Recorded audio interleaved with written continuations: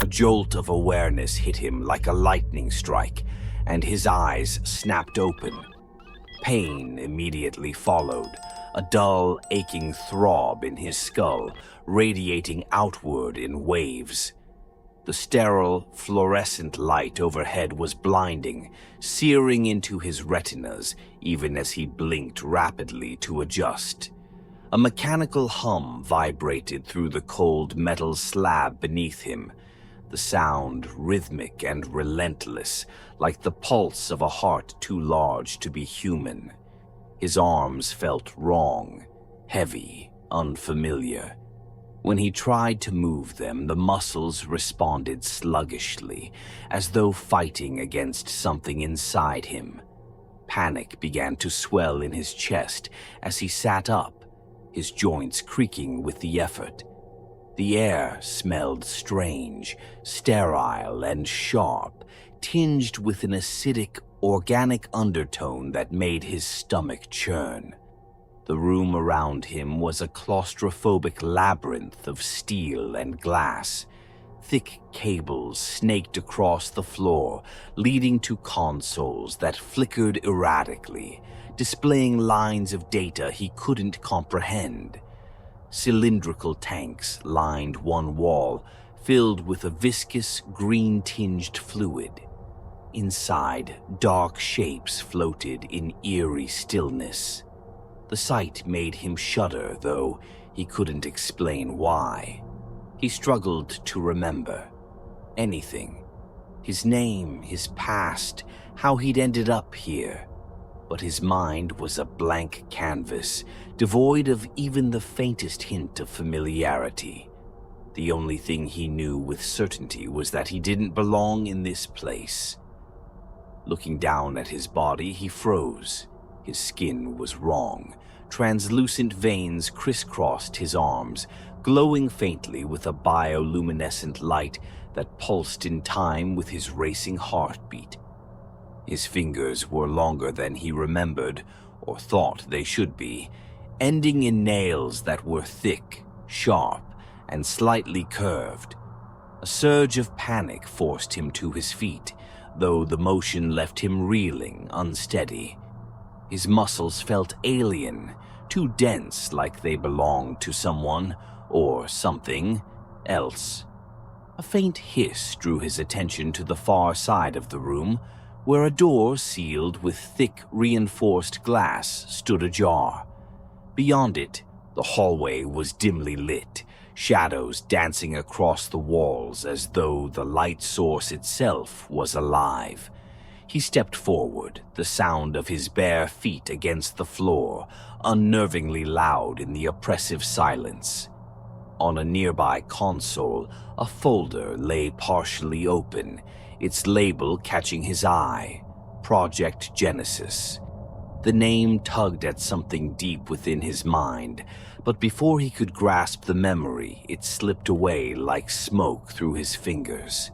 His trembling hands picked up the file, flipping through pages filled with technical jargon and anatomical sketches that made his stomach lurch. The words alien DNA stood out, underlined and bold. Below it, a hastily scrawled note read, "Host integration successful. Subject 7 exceeds baseline expectations. Initial rejection symptoms minimal. Host integration." The phrase twisted in his gut. He didn't need to read further to understand the implications. He wasn't just an experiment. He was the experiment. Something inside him shifted, a writhing foreign sensation that made him drop the folder in shock. His breathing quickened and he stumbled backward, colliding with a cabinet. Pain flared through his back, sharp and sudden, but it wasn't the impact that made him cry out. He could feel something beneath his skin, a ripple of movement as though something alive was crawling just beneath the surface. His knees buckled and he collapsed to the floor, clutching his head as a memory surged forward. The memory was fragmented and blurry, like a half-forgotten dream. He was lying in a pod, surrounded by liquid that burned his lungs as he gasped for air. Voices echoed around him, clinical, detached. Subject 7 is stable, initiating Phase 3. DNA integration at 87%, no signs of systemic failure. This could be it, the breakthrough we've... The voices cut off abruptly, replaced by screams. Blood-curdling, desperate screams. He remembered thrashing in the pod, his vision going white as a searing pain erupted through his entire body. The memory ended there, leaving him shaking and drenched in sweat. Pushing himself to his feet, he turned back to the console, scanning the room for answers. A monitor flickered, displaying a live feed of another chamber. The camera panned slowly, revealing a figure in a similar room, though this one was mangled, lifeless. Its body was grotesquely distorted, skin stretched taut over unnatural protrusions, its face twisted into an expression of agony. He felt bile rise in his throat and turned away, but the image burned itself into his mind. He had to get out. Now, whatever this place was, whatever they had done to him, he couldn't stay. The alien sensation inside him pulsed again, stronger this time, as if responding to his fear. He forced himself to ignore it, focusing instead on the door ahead. As he stepped into the hallway, the light flickered once more, plunging him into brief, suffocating darkness. When the light returned, he swore the shadows had shifted, stretching toward him like grasping fingers. The hum of machinery grew louder, deeper, resonating through his bones. Somewhere in the distance, a faint noise reached his ears, a wet, dragging sound accompanied by a low, guttural growl. And whatever else was in the lab with him, it wasn't human. The hallway stretched on endlessly, each step an agonizing mix of fear and curiosity. The sound of his own breathing filled his ears, ragged and uneven, as he tried to ignore the unnatural warmth radiating from his body. His skin felt too tight, as though stretched over something growing beneath the surface. He clenched his fists, feeling the sharp edges of his claws press against his palms.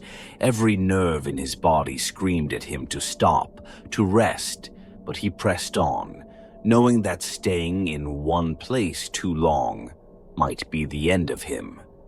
The dragging sound he'd heard earlier grew fainter the further he moved from the lab.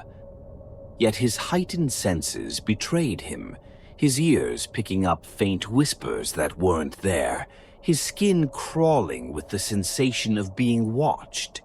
He passed a cracked window in the hallway and paused, catching a glimpse of himself in the reflective surface. What stared back was a stranger. His eyes, once dull with exhaustion, now glowed faintly in the dim light, their irises fractured like broken glass. His jawline was sharper, his muscles more defined, and his veins pulsed with that eerie luminescence. He backed away from the window and gritted his teeth as a sharp pain flared in his abdomen. Doubling over, he clutched his stomach, his breath catching as he felt something shift inside him. It wasn't a cramp or nausea, it was movement. Foreign and deliberate, like an unseen hand rearranging his organs. He stumbled against the wall, the cold metal pressing against his back as he slid to the floor. The memory hit him suddenly, sharp and vivid, like a blade slicing through fog. He was in another room, strapped to a table. A scientist leaned over him, her face a mask of professional indifference. "This will feel unnatural," she said, her voice muffled through his panic. "The DNA needs time to synchronize. The changes will seem disorienting." He remembered screaming as his body convulsed, his limbs thrashing against restraints that wouldn't budge. The pain was excruciating, as if his very cells were being rewritten. And then the memory blurred, replaced by a void of nothingness. The sharp, guttural growl of something nearby snapped him back to the present.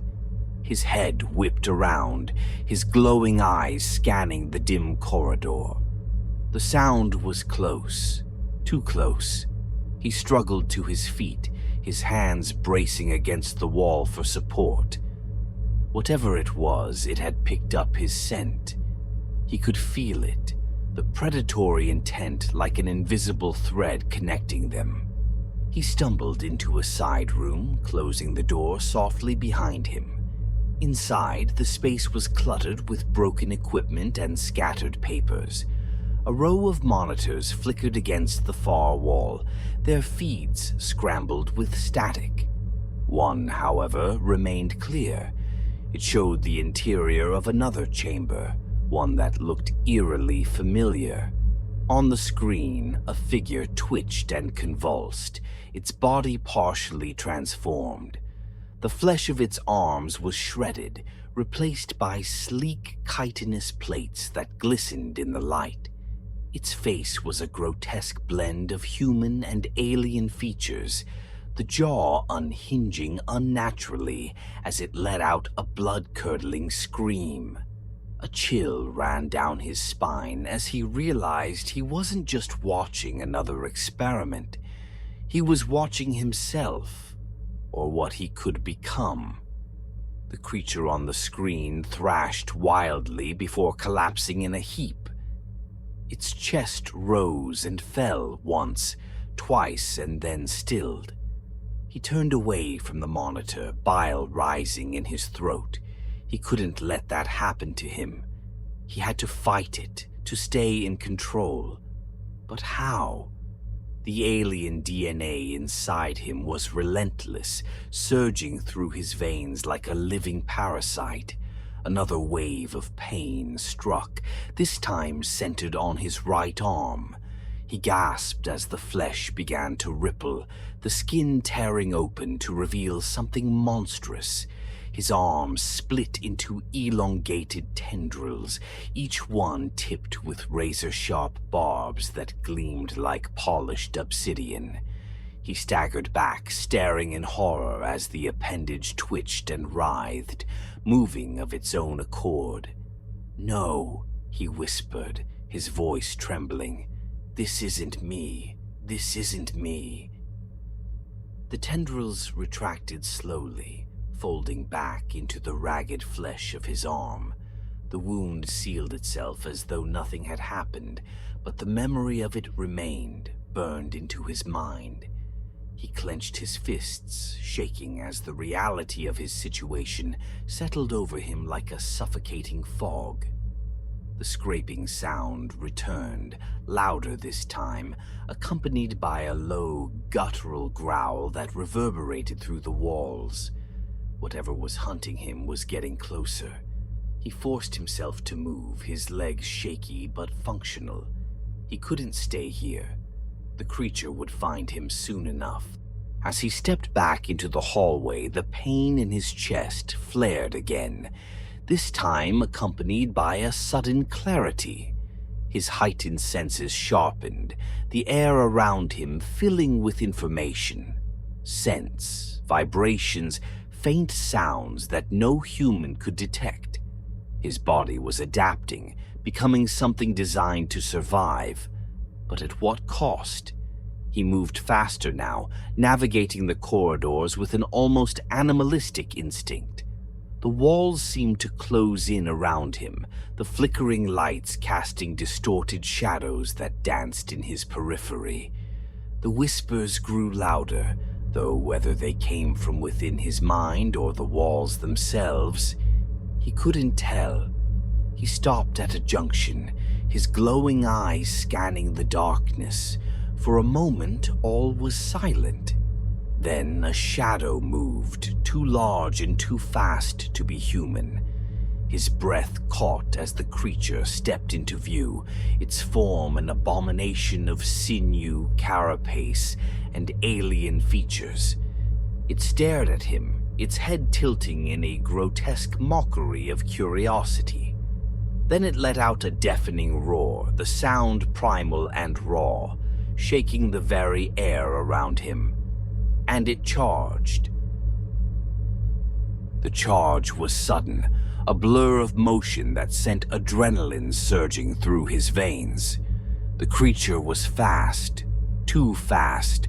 He barely had time to throw himself into a side corridor, his shoulder slamming against the wall as the sound of rending metal erupted behind him. The thing had torn through the bulkhead where he'd stood moments ago, leaving jagged edges that sparked and groaned under the weight of the assault. Heart pounding, he scrambled to his feet, every instinct screaming at him to run. But something primal rooted him in place, a part of him that wasn't human anymore. His glowing eyes locked onto the creature as it stepped into the light. It was a nightmare incarnate. Its body was a grotesque amalgamation of human anatomy and alien augmentation, a blend of bone, sinew, and glistening blackened chitin. Jagged spines jutted from its elongated limbs, and its hands, if they could still be called that, ended in claws capable of shredding steel. Its face was the worst of all, a distorted, fleshy mask where remnants of human features remained, barely recognizable, surrounded by layers of shifting alien tissue. The creature tilted its head, emitting a low, guttural growl that reverberated through the corridor. It wasn't just a noise, it was a challenge. It knew what he was. It could sense the alien DNA in him, the shared lineage that made them kin and enemies all at once. He didn't want to fight it, but the alien part of him did. He felt the tendrils in his arm twitch, the barbs threatening to emerge again.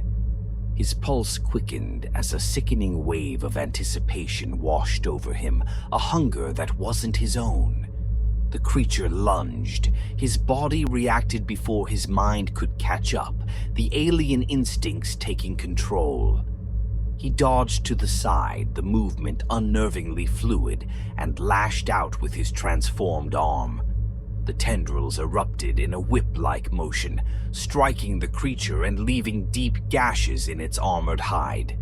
The beast roared in pain, its claws raking the wall as it turned to face him again. The fight was brutal and chaotic, a blur of motion and sound.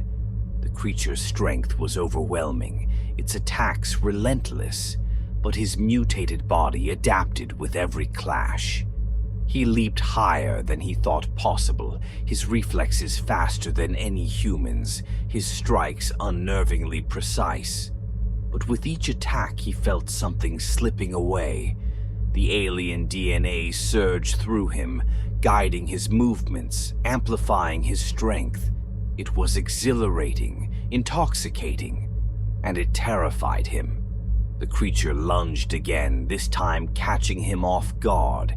Its claws raked across his chest, tearing through his shirt and cutting deep into his flesh.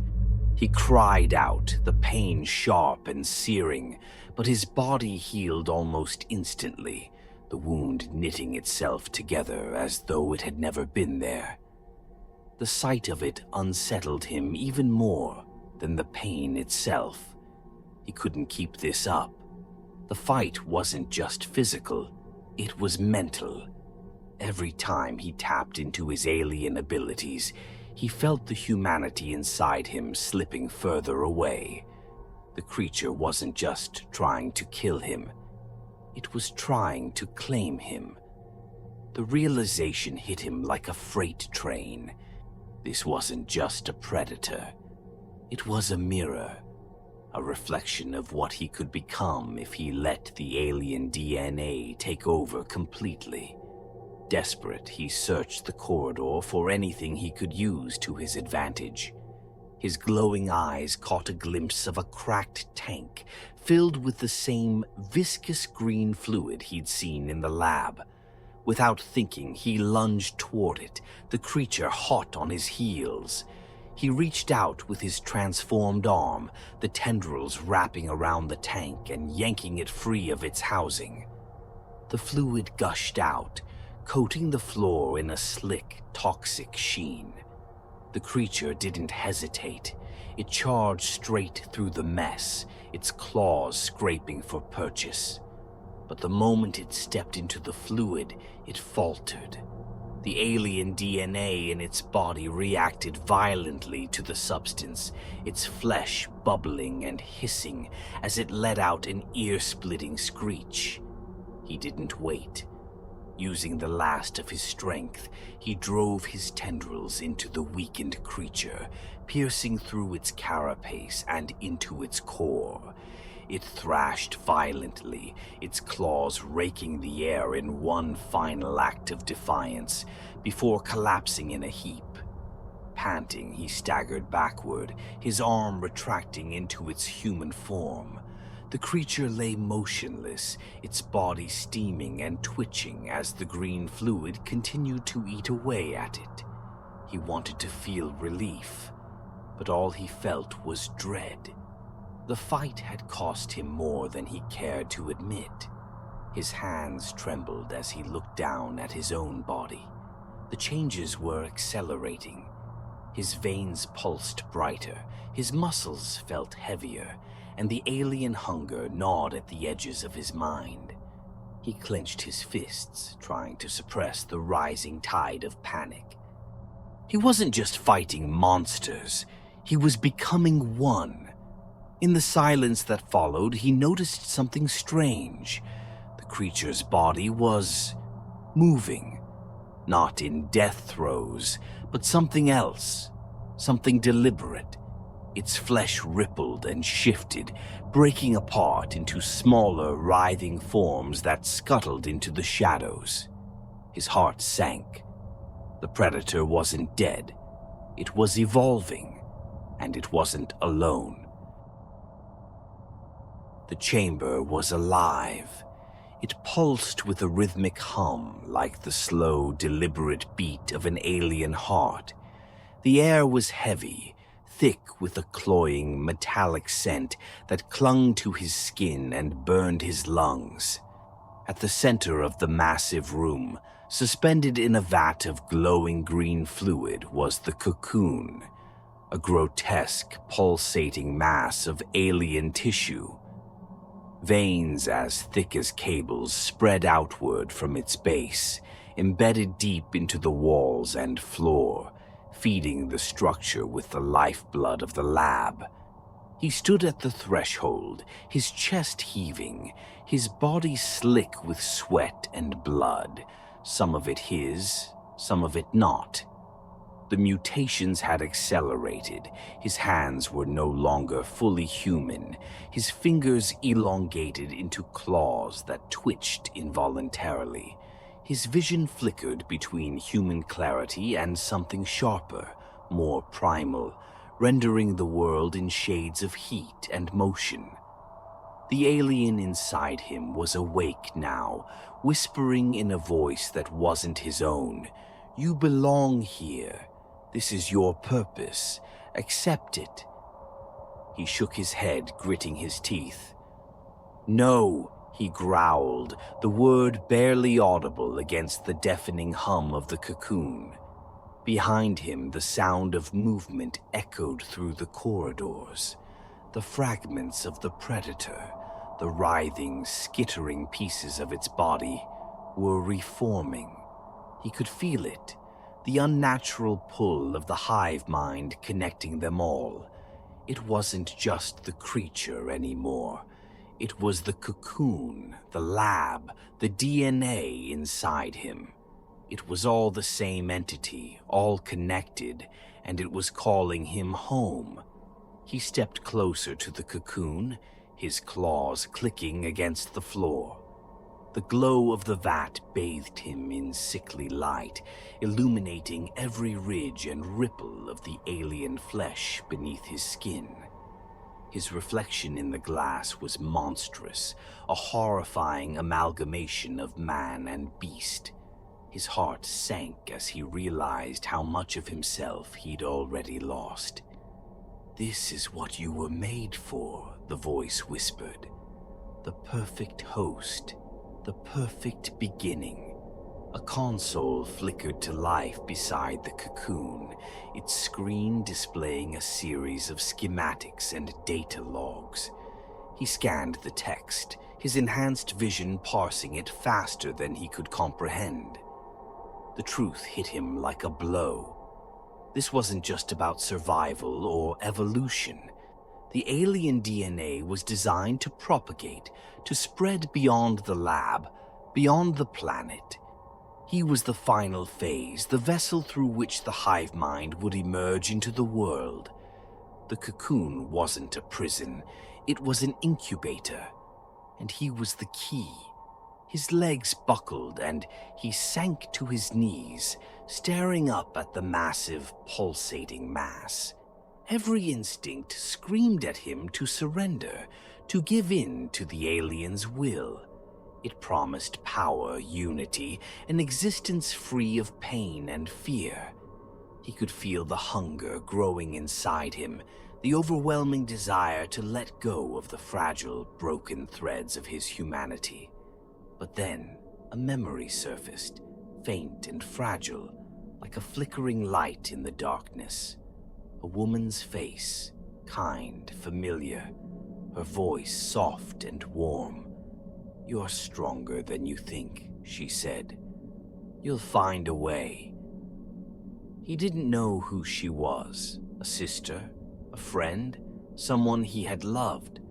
The memory was incomplete, a fragment of the life he'd lost. But it was enough. It anchored him, reminded him of who he had been before this nightmare. He staggered to his feet, his claws raking the console as he steadied himself. The voice inside him roared in protest, louder now, desperate. "Fool, you cannot stop this. You are already mine." He ignored it, his eyes scanning the console for a way to destroy the cocoon. The data was clear. An overload of the system would trigger a chain reaction, incinerating the cocoon and everything within the lab. But there was a catch. He would have to manually activate the sequence, and there would be no time to escape. His claws hovered over the controls, trembling. "Maybe I'm not human anymore," he whispered, his voice raw. "But I'll be damned if I let you win." He slammed his claws into the console, tearing through the wiring and triggering the overload. Alarms blared, the chamber shaking as the cocoon thrashed violently in its vat. The glow intensified, the fluid inside bubbling and hissing as the alien mass began to writhe. The skittering noises behind him grew louder. The fragments of the predator had reformed, its grotesque body surging into the chamber. It let out a deafening roar, its claws tearing into the walls as it lunged toward him. He didn't run. He didn't flinch. As the predator closed the distance, he turned to face it, his alien arm erupting into tendrils. The two collided in a brutal clash of flesh and bone, their roars blending into a single primal sound that echoed through the chamber. The cocoon burst. The explosion was instantaneous, a blinding flash of light and heat that consumed everything in its path. The predator disintegrated in the blast, its body reduced to ash. The walls crumbled, the machinery melted, and the hive-mind's voice was silenced. When the light faded, all that remained was silence. Hours later, a rescue team arrived. They found the lab in ruins, the charred remains of the cocoon still smoldering. Among the debris, they discovered him. Barely alive, his body twisted and burned, but unmistakably human once more. As they lifted him onto a stretcher, he opened his eyes, the faintest hint of a glow still lingering in their depths. "Is it over?" one of the rescuers asked, his voice filled with awe and fear. The protagonist didn't answer. He stared up at the darkened sky, the faint whispers of the hive-mind still echoing in the back of his mind. He wasn't sure if it was truly gone, or if it had left something behind. For now, all he could do was close his eyes and wait for whatever came next.